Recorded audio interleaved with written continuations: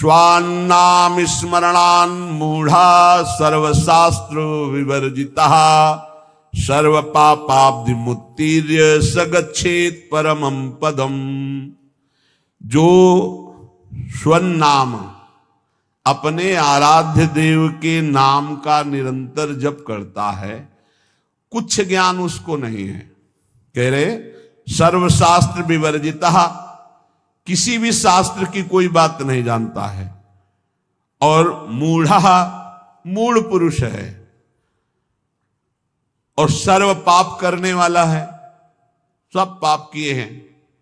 बहुत ध्यान से सुनिए, मूढ़ पुरुष है, बिल्कुल शास्त्रों का ज्ञान नहीं और सब पाप किए हुए हैं, लेकिन सत्संग से उसने नाम महिमा सुन ली और शुरू हो गया नाम जप करना। जैसे किसी को शब्द कहे जाते हैं कि बिना गुरु के नाम जपने से वो परम पद में नहीं जाता है, तो आप खुली बात समझ लो, कोई भी नाम ऐसा नहीं जो गुरु ने ना उच्चारण किया हो। अगर राम नाम है तो लाखों संतों ने राम राम उच्चारण किया है। सुन लो कहीं से भी और मान लो कि ये गुरु के मुख से ही आ रहा है। राधा नाम लाखों बार उच्चारण किया गया, पकड़ लो ना। कान में तुम्हारे नाम गया तो गुरु के द्वारा ही तो निकला, उसे पकड़ लो। अब पकड़ो ना तो कान फुकवा के भी थोड़ी भगवान मिल जाएंगे। अगर आप पकड़ लो तो बात पकड़ने की बात है। तो बोले स्वनाम स्मरणान, अब उसने नाम पकड़ लिया कि भाई हम ज्यादा पढ़े लिखे नहीं, हमको कोई शास्त्र का ज्ञान नहीं, बहुत पापाचरण हुए, हम तो मूढ़ बुद्धि। अब रात दिन हमको तो एक ही बात समझ में आई, केवल नाम जपना है, राधा राधा राधा। तो बोले सर्व पापाब्धि मुत्तीर्य सगच्छेत परमं पदम, वह समस्त पापों से मुक्त होकर परम पद को भगवत प्राप्ति हो जाएगी उसकी। बहुत कृपा श्री जी की, बहुत कृपा अगर नाम जपने में आपकी रति हो जाए। सर्ववेद इतिहासानाम सारार्थोथमिति स्फुटम यद्रम नाम स्मरणम क्रियते पाप तारकम। मैं तुम्हें समस्त वेदों और इतिहासों का सार सिद्धांत वर्णन करता हूं। यदि तुमने नाम जपना शुरू किया, नाम स्मरण शुरू किया, तो तुम्हारे सारे पाप नष्ट हो जाएंगे और तुम्हें भगवत प्राप्ति निश्चित हो जाएगी। ये सब शास्त्रों का सार बता रहे। तो बोले छोटे मोटे पाप तो नष्ट हो जाते होंगे, लेकिन जैसे गर्भ हत्या है, भ्रूण हत्या, ये महापापों में है। इनको साधारण मत समझना, जल्दी प्रायश्चित कर लो, नहीं दुर्गति करा देंगे तुम्हारी। ये जो घर गृहस्थी परिवार वाले हैं, ये जो भ्रूण हत्या गर्भ हत्या को खिलवाड़ समझते हैं, ये शास्त्र में महापाप वर्णन किया गया है। फिर तुम्हारे यहां जब कर्म का फल तांडव करेगा तब कहोगे कि भगवान रक्षा नहीं करते और हमने कौन सा पाप किया है। फिर ऐसे ही बोलते हैं। देखो अपना रजिस्टर, पीछे इसी जन्म का रजिस्टर देखो, कैसे कैसे पाप किए हैं तुमने। तो बोले यदि कहीं ऐसे पाप हो गए, ब्रह्म हत्या पाप हो गया, इनका क्या, इनको कैसे मिटा, ये तो बड़े पापों में है। तो बोले तावत गर्जन्ति पापानि ब्रह्म हत्या समानि च न यावत् प्रोच्यते नाम रामचंद्र तव स्फुटम। हे प्रभु, जब तक उसने आजीवन नाम जपने का नियम नहीं लिया, तभी तक ये पाप उसका सर्वनाश करने पर तुल जाएंगे। और जहां निश्चय लिया कि आज से एक भी श्वास नाम के बिना, तो उसे और कोई प्रायश्चित करने की जरूरत नहीं। नाम संकीर्तनम यस्य सर्व पाप प्रणाशनम, सारे पापों से उसकी मुक्ति मिल जाएगी। बोले त्वन्नाम गर्जनम श्रुत्वा महापातक कुंजराः पलायन्ते महाराज कुत्रचित स्थान लिप्सया। हे प्रभु, आपका नाम जब उपासक जपने लगता है तो मानो सिंह की गर्जना है। नाम जपना सिंह की गर्जना है। तो महापातक गजराज है। भारी सिंह की गर्जना सुनकर जैसे गजराज छिपने के लिए भाग पड़ता है, ऐसे पाप नष्ट हो जाते हैं, पाप भाग जाते हैं, उसके हृदय में अपना स्थान नहीं बनाते जहां नाम चलता है। इसलिए तावत पाप भियः पुंसाम कातराणाम सुपापिनाम यावन्न वदते वाचा राम नाम मनोहरम। हे प्रभु, जितने पाप हैं वो सब कंपायमान होने लगते हैं जब कोई उपासक ये निर्णय कर लेता है कि अब तो सब साधन एक तरफ, अब तो हम केवल नाम जप करेंगे, सब पाप थर्रा जाते हैं। कई बार कहा है कि और सब साधन करने में मन लगेगा लेकिन निरंतर नाम जप करने का मन स्वीकार नहीं करे। नाम जप का नियम लिया तो पाप थर्रा जाएंगे। तावत पाप भिया पुंसाम कातराणाम सुपापिनाम यावन्न वदते वाचा राम नाम मनोहरम। हे मन का हरण करने वाले प्रभु, आपके नाम का जप करने का जब तक नियम नहीं लिया, उच्चारण करने का भाव नहीं किया, तभी तक ये पाप है, नहीं तो थर्रा कर कंपायमान होकर ये सब नष्ट हो जाएंगे जब नाम कीर्तन होगा, जब नाम जप होगा। ये महापुरुषों की वाणी है। पापी किसे कहते हैं? बोले ये लोक द्वेषिणो मूर्खा कुमार गरत बुद्धया ते राजन दुर्जना ज्ञेया सर्वधर्म बहिष्कृता। पापी कौन है? तो बोले जो अपनी बुद्धि से सदा गंदी बात सोचता रहता है, गलत बात सोचता रहता, शास्त्र विरुद्ध, दूसरे का धन अपहरण कैसे करें, दूसरे से भोग का अपहरण कैसे करें, जो दूसरों से सुख लेने के लिए ही पाप बुद्धि सोचता रहता है, कुमार्गगामी है। जो हर किसी को दुख देने के लिए तैयार है, सुख भोगने के लिए, दूसरों को दुख देने के लिए तैयार है। और जो मूर्ख है, शास्त्र विरुद्ध आचरण करता है, कोई भी धर्म स्वीकार नहीं करता, ऐसे सर्व शास्त्र सर्व धर्म बहिष्कृत पुरुष को पापी कहा गया है। वो पापी पुरुष है जो समस्त लोगों से द्वेष करता है, समस्त लोगों के जनों का शोषण करता है, कुमार्गगामी है। बुद्धि केवल दूसरे का धन अपहरण करना, भोग अपहरण करना, गलत चिंतन करना, इसी में लगी रहती है। जो शास्त्र और धर्म से बहिष्कृत है उसे पापी कहते हैं। अब पुण्यात्मा किसे कहते हैं? कह रहे कि धर्माधर्म विवेकेन वेद मार्गानुसारिणः सर्वलोक हितासक्ता पुण्यात्मा परिकीर्तिता। वही साधवा परिकीर्तिता। पुण्यात्मा कौन? जो बोले जिसकी बुद्धि धर्म और अधर्म का निर्णय करने में बड़ी प्रवीण है। नहीं, ये अधर्म है, ये मैं भूल कर नहीं भी कर सकता, ये धर्म है, इसे मैं भूल कर भी नहीं छोड़ सकता। जिसकी बुद्धि धर्माधर्म विवेक न वेद मार्गानुसारिणा, जो शास्त्र के अनुसार बुद्धि निर्णय करती है कि धर्म किसे, तस्मात् शास्त्रम प्रमाणम ते कार्याकार्यो व्यवस्थित हो।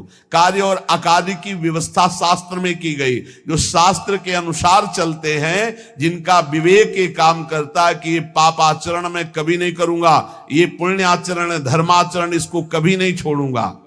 जो सब लोगों का हित सोचता है, जो दूसरों को सुख प्रदान करता है, परहित करता है, उसे ही पुण्यात्मा कहते हैं। साधुजन उसे ही पुण्यात्मा कहते हैं। पापी कौन? पुण्यात्मा कौन? अब बोले महात्मा कौन? महात्मा किसे कहते हैं? बोले सर्वलोक हितासक्ता साधवा परिकीर्तिता हरिभक्ति करम यत्तत् सद्भिश्च परिरंजितम आत्मनः प्रीति जनकम तत्पुण्यम परिकीर्तितम।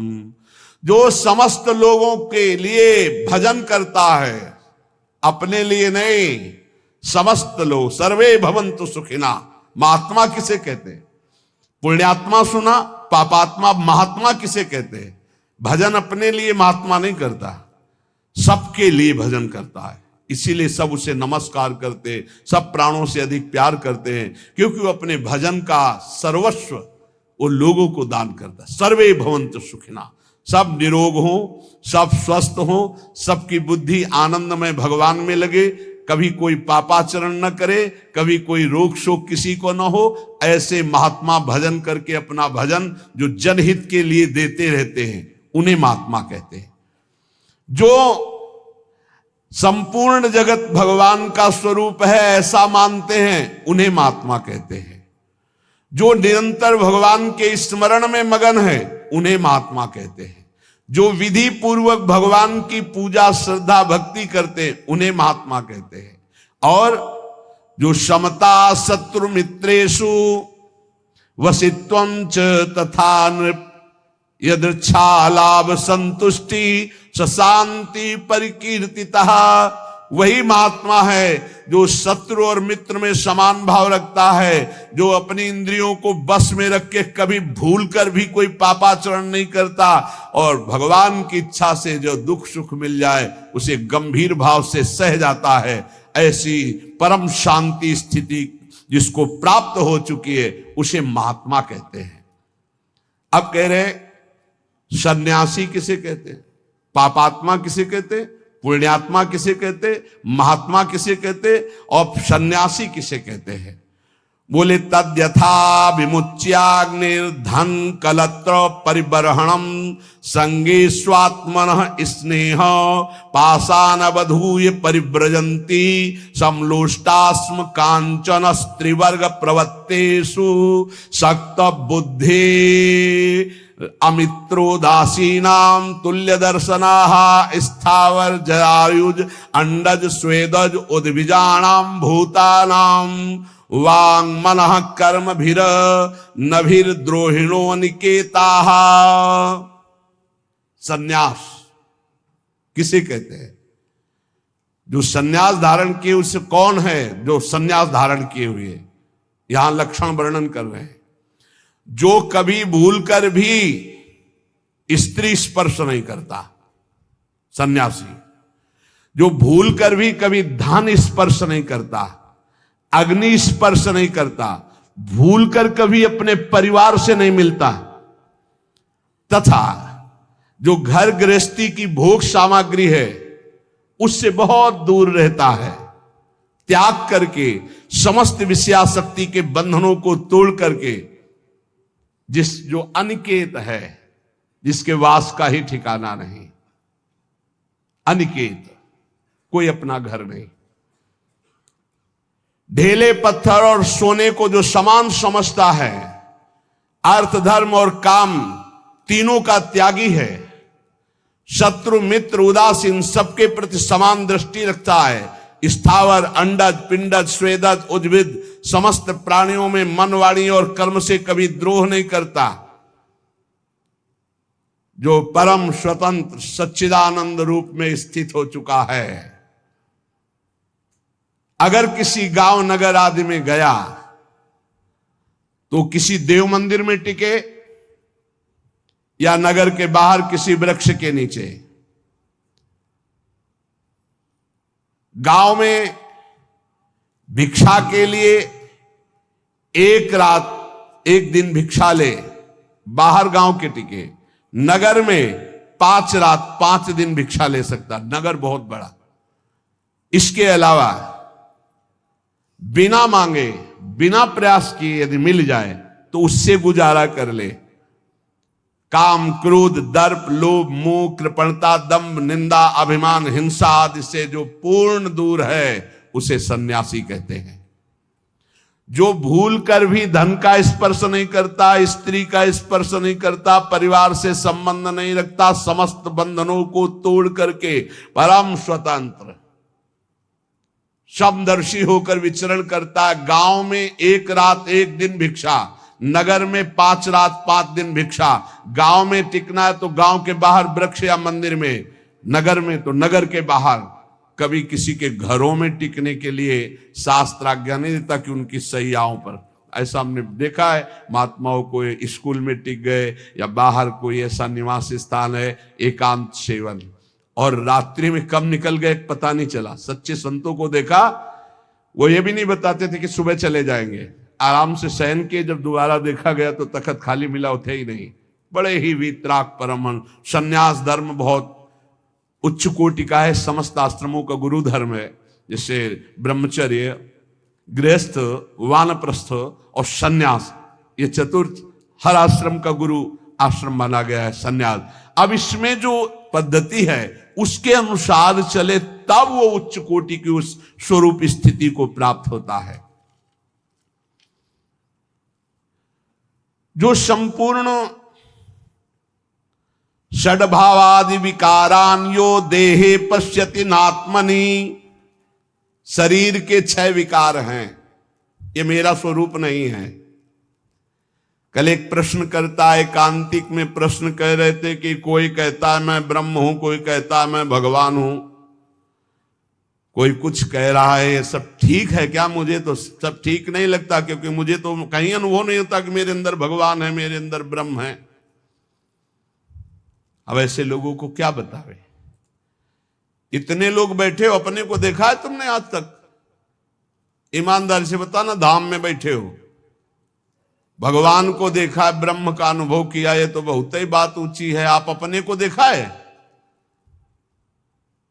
तो कहोगे हाँ देखा है। कहां देखा है? बोले शीशा में देखा है, यही कहोगे। 3.5 हाथ का शरीर है, कोई 10, 20, 50 हाथ नहीं है। एक कमरा में होता, ढूंढना है तो बहुत समस्या थी कि भाई बड़ा कमरा है, बहुत छोटा कमरा है ये, 3.5 हाथ का, अपने हाथ से नाप लो। इस कमरे के अंदर एक और कमरा है, उस कमरे के अंदर एक और कमरा है, और उससे अलग आप बैठे हुए हो। बोलो आपने देखा अपने आप को? पहले कमरे को देखा है बाहर वाले, जैसे घर, बड़ा मकान, फिर उसके अंदर एक कमरा, फिर उसके अंदर नीचे की तरफ एक गुफा, उस गुफा में बैठा हुआ है निर्लेप रूप से तू। देखा अपने को? तत्वम आसी देखा? बोले नहीं देखा। तो फिर तुम क्या ब्रह्म को देखोगे, क्या भगवान को देखोगे? अपनी चमड़ी को देखो कि गोरी है कि काली है, बस यही शीशा में देखो, और क्या देखोगे?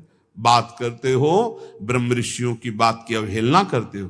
कोई भी मार्ग थोड़ी गलत है कि भला जीव ब्रह्म कैसे हो सकता है? तो ब्रह्म जीव हो सकता है ना, ब्रह्म जीव हो सकता है तो जीव ब्रह्म क्यों नहीं हो सकता? ब्रह्मविद ब्रह्मैव भवति। अज्ञान की बातें मत करो, जहां हो वहां से बहुत ऊंची जगह की बात करते हो। ये ब्रह्म ऋषि ऐसे मजाक थोड़ी करते हैं, हम ब्रह्मास्मि, वही है, वही कहीं से भी देखो वही है, दूसरा नहीं। वो खेल कर रहा है, वही सेवक स्वामी खेल कर रहा है, दूसरा नहीं, बिल्कुल दूसरा नहीं, दूसरों न कोई। जब मैं था तब हरि नहीं, अब हरि है, मैं ना आई। हरि और मैं कभी एक साथ नहीं हो सकते, ध्यान रखना। हरि और मैं एक साथ नहीं हो सकते। जब मैं था तब हरि नहीं, अब हरि है, मैं ना आई। ब्रह्म नहीं, माया नहीं, नहीं जीव नहीं काल, अपनी सुधि ना रही। एक रहे नंदलाल, भक्ति एक, ज्ञान एक, वो ब्रह्म द्वितीय नास्ति एक, आखिरी में पहुंचो एक, सवाल हल होगा एक, दूसरा नहीं। जब तक अनेक तो सवाल में हो, हल नहीं हुआ है। ऐसे बातें सुनते हैं और अवहेलना कर देते हैं। कभी जिंदगी में भक्ति नहीं आ पाएगी यदि निंदा करोगे किसी ब्रह्म ऋषि की, किसी महात्मा की।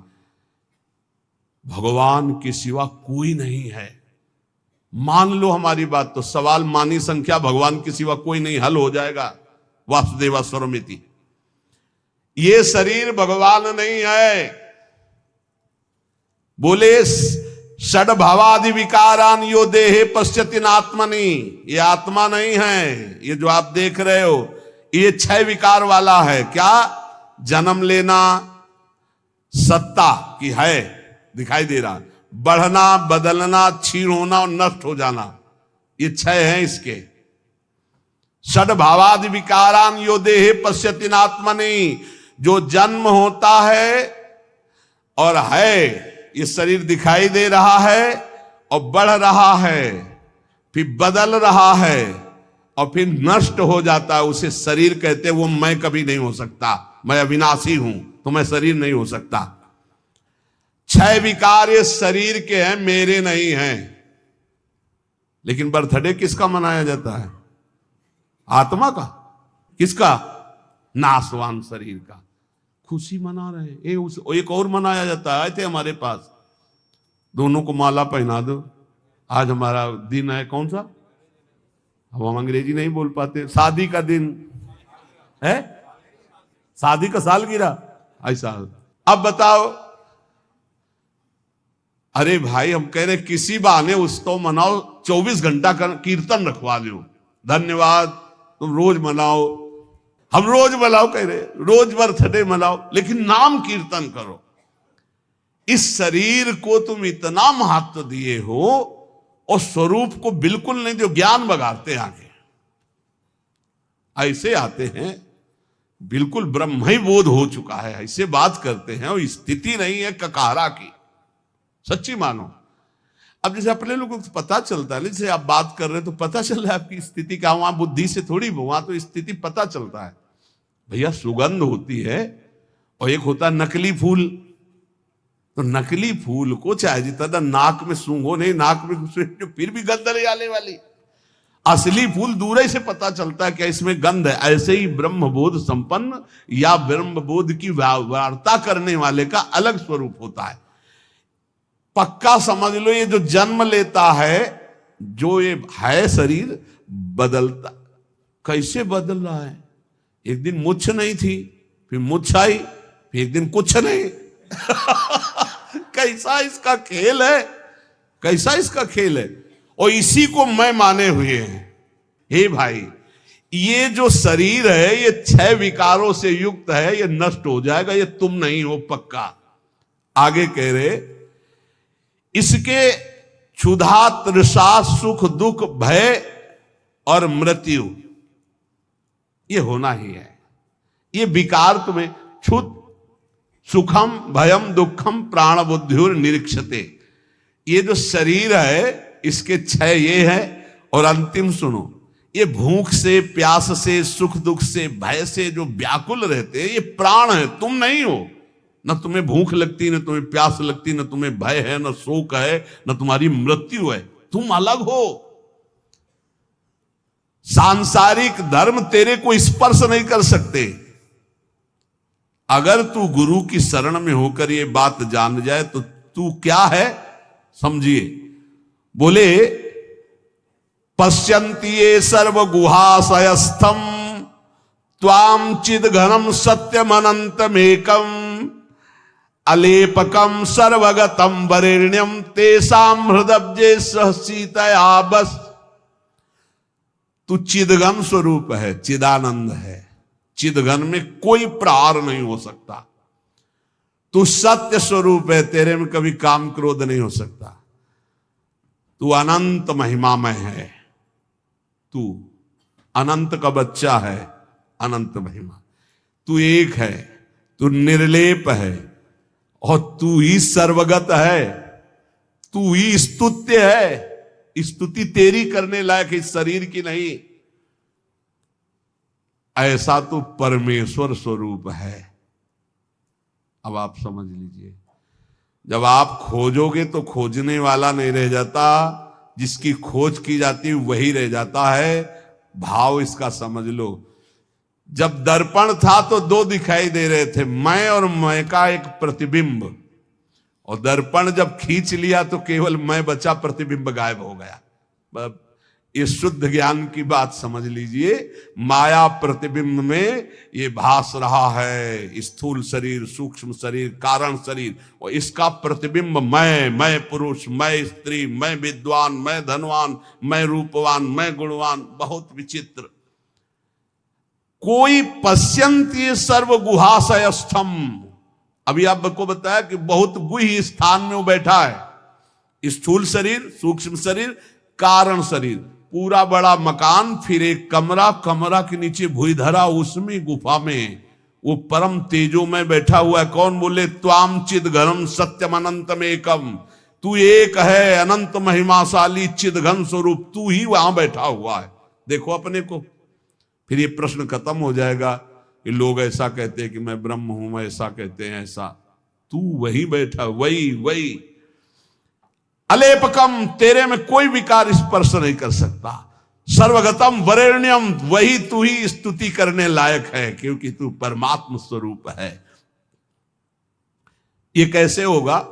बोले निरंतराभ्यास दृढ़ीकृतात्मनाम त्वत्पाद सेवा परिनिष्ठितानाम त्वन्नाम कीर्त्या हत कल्मषाणाम। जो लोग निरंतर ये अभ्यास करते हैं, नाम जप कर रहे हैं, शरीर के सुख दुख को अपना नहीं मानते, सह रहे हैं। बहुत सच्ची बात समझ लो, नाच पड़ोगे इतना आनंद आ जाएगा। भगवदानंद अभी पाया ही नहीं, इसीलिए विषयानंद में मन जा रहा है।